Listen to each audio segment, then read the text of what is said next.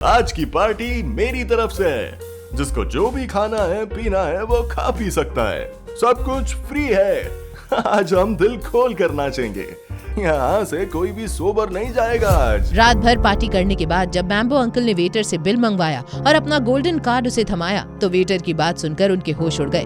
उनका सारा नशा एक झटके में मानो उतर गया हो। सर, आपका कार्ड डिक्लाइन बता रहा है। क्या बकवास कर रहे हो? बिल कितने का बना है? सर 20 करोड़। 20 करोड़ का बिल सुनकर मैम्बो अंकल के पैरों तले से जमीन खिसक गई। वो पार्टी में बिना तमाशा किए इस सोच में डूबे हुए थे कि वो आखिर इतने बड़े बिल की पेमेंट करें कैसे।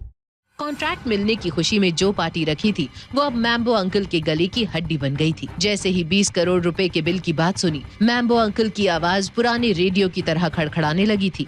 तेरा दिमाग ठिकाने पर है? 20 करोड़ रुपए? हमने ये होटल नहीं खरीदना, बस आज की पार्टी का बिल चुकाना है। जा दौड़ के मैनेजर को बुला के ला। जो शख्स कुछ देर पहले तक अपनी दौलत के नशे में चूर था और उसका ढिंढोरा पीट रहा था, उसकी ये हालत देखकर पूरी पार्टी का मिजाज बदल गया था। हर कोई मैम्बो अंकल और जावेरीज को इस नजर से देख रहा था जैसे पार्टी का बिल उन्हें चुकाने के लिए बोला गया हो। मैनेजर ने पूरे बिल का हिसाब एक सांस में दे दिया। सर, आपने ही कहा था कि सबसे महंगी वाइन ही सर्व करना। हमारी सबसे महंगी वाइन 15 लाख रुपए की है और आपने तो पूरा होटल बुक किया था। वैसे तो आपका बिल 22 करोड़ रुपए का था, लेकिन हमने 2 करोड़ का डिस्काउंट दिया है आपको। डिस्काउंट? 20 करोड़ का बिल बना के तू डिस्काउंट नहीं लूट रहा है हमें। तू जानता नहीं मैं कौन हूँ। तूने नवीन जावेरी से पंगा लिया है। रुक, अभी तेरे इस होटल पे ताला लगवाता हूँ। कौन हो तुम नवीन जावेरी, जो हमारी होटल पर ताला लगवाने चले हो? इस रौबदार और कड़क आवाज ने जैसे पूरी पार्टी का ध्यान अपनी तरफ खींच लिया था। ये और कोई नहीं बल्कि इस होटल के मालिक और सूरत के सबसे रईस लोगों में से एक कार्तिक पटेल था। जावेरी खानदान की हेड होने के नाते अब कल्याणी को बीच में आना ही पड़ा। मिस्टर पटेल, मैं माफी चाहती हूँ। ये जो मेरा लड़का है ना, इसने थोड़ी ज्यादा पी रखी है। आप फिक्र मत कीजिए, इसे मैं हैंडल करूँगी। माँ, किसी की उल्टी बातें सुनने की जरूरत नहीं है। हमारी इतनी हैसियत है कि हम बिल भर सके। जिसने कभी अपने बेटे को गलत नहीं माना, आखिर आज वो कैसे इस भरी महफिल में उसे गलत साबित कर रही थी। हर किसी के दिमाग में बस यही बात चल रही थी। मैम्बो अंकल के पास सिर्फ 15 करोड़ ही थे और बाकी के पैसों के लिए उसने कल्याणी का रुख किया और कल्याणी ने निकाला एक अजीब तरीका। ये तो गलत बात है। एंजॉय सब करे और बिल सिर्फ मेरे बेटे के सिर पर फटे।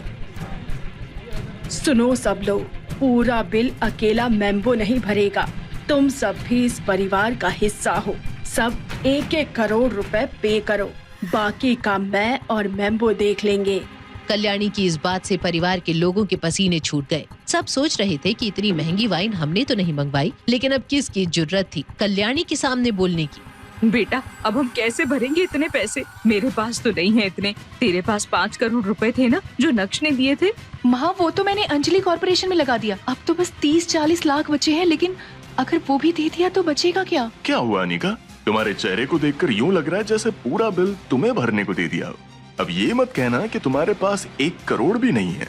आप उसकी चिंता मत करिए, मैं हमारे हिस्से का पूरा 1 करोड़ रुपया भरने के लिए तैयार हूँ। मैम्बो अंकल के तानों ने अनिका को वैसे ही शर्म में डाल दिया था और ऊपर से नक्श का बड़बोलापन। कहाँ से लाएगा ये इतने पैसे? अरे आप यहाँ क्या कर रहे हो? लगता है इसने इसके भी पैसे मार लिए होंगे। अब आएगा मजा। कैसे हो सेठ जी? सेठ जी? अरे अब कैसा सेठ?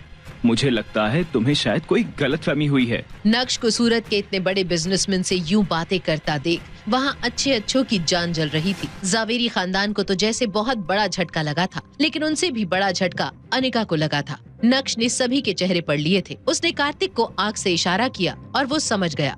ओह सॉरी, शायद मुझसे भी गलती हो गई। सुनो, ये जो तुमने इतनी बड़ी डींगे हाकी है ना, अब कहाँ से लाओगे 1 करोड़ रुपए? तुम उसकी चिंता मत करो और अपनी माँ को लेकर यहाँ से निकलो। जैसे तैसे करके जावेरी खानदान ने बिल पे किया और सभी वहाँ से निकल गए। लेकिन नक्श को कार्तिक ने अकेले में रोका और नक्श को उस खास इंसान से मिलवाने उसके आलीशान डिपार्टमेंटल स्टोर पर ले गया, जहाँ हर एक प्रोडक्ट की कीमत इतनी थी कि आम आदमी तो वहाँ घुसने की भी ना सोचे। नक्श, आज मैं जो कुछ भी हूँ सिर्फ तुम्हारी वजह से हूँ। तुमने अगर मुझे उस वक्त पैसे नहीं दिए होते तो पता नहीं, मैं शायद आज भी कहीं नशा करके पड़ा रहता।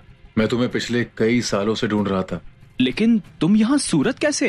तुमने ही तो कहा था मुंबई मेरे लिए सेफ नहीं है, इसलिए मैं सूरत आ गया। यहाँ आने के बाद तुम्हारे दिए पैसों से ही ये होटल प्राइम स्टार खड़ा किया। देखा, मैंने तुम्हारा भरोसा नहीं तोड़ा। सच कहा तुमने। तुम्हारी ये सक्सेस देखकर मैं बहुत खुश हूँ। वैसे ये तुम मुझे कहाँ लाए हो? तुम्हें हिमानी याद है? नक्श ने अपने मुंबई के दिनों में काफी नाम और पैसा बनाया था। वो जितना तेज दिमाग से था उतना ही बड़ा उसका दिल था। कार्तिक की तरह ही उसने एक लड़की की मदद सिर्फ उसकी ईमानदारी के लिए करी थी। आज जिस डिपार्टमेंटल स्टोर में नक्श खड़ा था ये उसी हिमानी का था। हिमानी को कैसे भूल सकता हूँ कार्तिक। उस बैग में पूरे 3 करोड़ रुपए थे जिसे मैं उसकी छोटी सी दुकान में भूल गया था। लेकिन उसकी ईमानदारी की दाद देना होगी। उसने पैदल चलकर मेरे पैसे मुझे लौटाए। और देख, आज तेरे दिए हुए उन पैसों से उसने कितना बड़ा स्टोर बना लिया है। तू रुक, मैं अभी उसे लेकर आता हूँ। तेरे लिए एक सरप्राइज भी है। नक्श हिमानी के इतने बड़े स्टोर को देखकर हैरान रह गया था। वो स्टोर को आंखें फाड़ कर देख रहा था कि तभी अनिका की एक फ्रेंड प्राची ने नक्श को इस हालत में देख लिया। नक्श, तुम यहाँ क्या कर रहे हो? पता है ना, यहाँ तुम्हारी औकात के हिसाब से कुछ भी नहीं मिलता। लगता है रास्ता भटक गए हो। मैं रास्ता भटका हूँ या नहीं, इससे आपको क्या लेना देना? वैसे ये प्राइसेस आपकी औकात से भी ज्यादा ही लग रहे हैं। तुम्हारी ये हिम्मत, अभी तुम्हें मजा चखाती हूँ। आलोक, क्या हुआ बेबी? कौन है आदमी? देखो ना बेबी, ये नक्श अनिका का हस्बैंड मुझे बोल रहा है कि मेरी औकात नहीं है यहाँ से कुछ खरीदने की। खुद तो कुछ काम करता नहीं है, बस मुफ्त की रोटियां तोड़ता है। अच्छा, तू है कौन बे? और तेरी इतनी हिम्मत कि मेरी वाइफ की इंसल्ट कर रहा है? चल निकल बाहर यहाँ से। अरे एक मिनट, तुम हो कौन मुझे यहाँ से बाहर निकालने वाले? ये इस स्टोर के डेप्यूटी जनरल मैनेजर हैं। आज ही इनका प्रमोशन हुआ है। तू सीधे सीधे यहाँ से निकलता है या सिक्योरिटी बुला के धक्के मार कर बाहर निकलवाऊँ? देखो, तुम मुझे ठीक से जानते नहीं हो और ये स्टोर। सिक्योरिटी। आलोक की ऊंची आवाज सुनकर हर कोई अब उस तमाशे को देखने लगा। लेकिन सिक्योरिटी के आने से पहले वहाँ कार्तिक और हिमानी आ गए। क्या चल रहा है यहाँ पर? और ये तुमने इनका हाथ क्यों पकड़ा हुआ है? सर, मैडम आप यहाँ? पहले तुमसे जो पूछा है उसका जवाब दो। मैडम कुछ नहीं, ये आदमी यहाँ पर कस्टमर से बदतमीजी कर रहा था तो इसलिए। तो इसीलिए अब तुम हाथापाई करोगे? सर आप कैसी बात कर रहे हैं? मैं ऐसे थोड़ी मारने वाला था, बस डरा रहा था। मुझे भी मालूम है किसी पे हाथ उठाने से हमारे स्टोर का नाम ही खराब होगा। हिमानी, इतनी इम्पोर्टेंट पोजीशन पर ऐसा इंसान सही है तुम्हारे कंपनी के लिए। अब तुम ही इसे हैंडल करो। हैंडल क्या करना है? यू आर फायर्ड आलोक। कल से दिख मत जाना यहाँ। लेकिन मैम मैंने। लेकिन कुछ नहीं। सॉरी सर, आज आपको ये सब देखना पड़ा। ये सब छोड़िए, 2 लोग हैं जिनको मैं आपसे मिलवाना चाहती हूँ। वो भी बहुत एक्साइटेड हैं आपसे मिलने के लिए। हाँ तो चलो, फिर देर किस बात की? मैम प्लीज मुझे इस नौकरी से मत निकालिए। मुझसे बहुत बड़ी गलती हुई है। प्राची आलोक को माफी मांगता देख समझ गई थी कि इससे कुछ नहीं होगा। वो बहुत शातिर थी, उसे मालूम था अपना काम कैसे निकालना है। वो एक झूठी मुस्कान लिए नक्श से कहती है, नक्श, ये मेरी गलती है। इसके लिए मेरे हस्बैंड को सजा नहीं मिलनी चाहिए। तुम्हें मुझे जो भला बुरा बोलना है कह दो, लेकिन इन्हें फायर मत होने दो। कल ही इनका प्रमोशन हुआ है, हम सड़क पर आ जाएंगे प्लीज। अच्छा, अब आया ऊंट पहाड़ के नीचे। लेकिन तुमने अभी तक माफी तो मांगी नहीं। और हाँ, थोड़ा तमीज से। मिस्टर नक्श, अभी जो कुछ भी हुआ उसके लिए I am really sorry. Please मेरे हस्बैंड की जॉब बचा लो, ये ठीक है? मिसेस प्राची, सबसे पहले तो तुम माफी मांगना सीख लो। और रही बात तुम्हारे पति की जॉब की, तो क्या उसे माफ करेगा नक्श? कौन थे वो 2 लोग जिनसे नक्श को मिलवाने के लिए थी हिमानी इतनी बेताब? और क्या क्या नए तूफान लेकर आएगा नक्श का ये नया रूप? ये जानने के लिए देखिए अगला एपिसोड सिर्फ पॉकेट FM के YouTube चैनल पर। और इंस्टा एम्पायर के सारे एपिसोड्स को सुनने के लिए डिस्क्रिप्शन में दी गई लिंक से डाउनलोड कीजिए पॉकेट FM ऐप।